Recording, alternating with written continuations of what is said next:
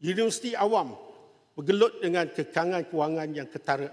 Akibatnya peluang kemasukan universiti awam mula ditentukan bukan lagi oleh merit tetapi kemampuan membayar. Saya telah sebut, saya tak nak ulang di sini. Tapi apa yang saya nak kata di sini, pengumuman PM seolah-olah memberi satu nafas baru. Tapi bila melihat perincian yang telah diumumkan, dia tak ada merangkumi khusus kejuruteraan. Farmasi tak ada. Perubatan pun tidak. Itu terhad kepada beberapa undang-undang, perakaunan, AI, bahasa dan sebagainya. Ia tak lengkap. Kita masih tidak faham apa masalah utama kita. Pertama, universiti tak dapat dana yang cukup. Universiti Melaya 61%. Lihatlah bajet tahun ini. Penambahan cuma berapa? 0.5 bilion saja. Ini kalau ada kenaikan gaji ni semua tak. Saya rasa tahun ini masih ada kekangan dana.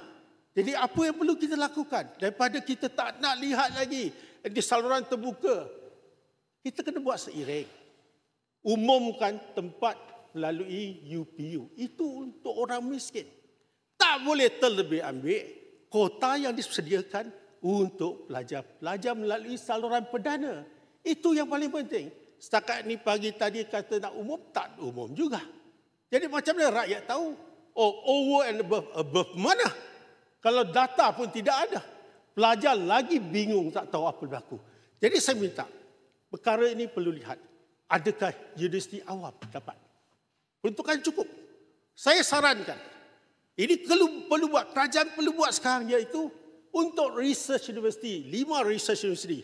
USM, UM, UKM, UPM, UTM.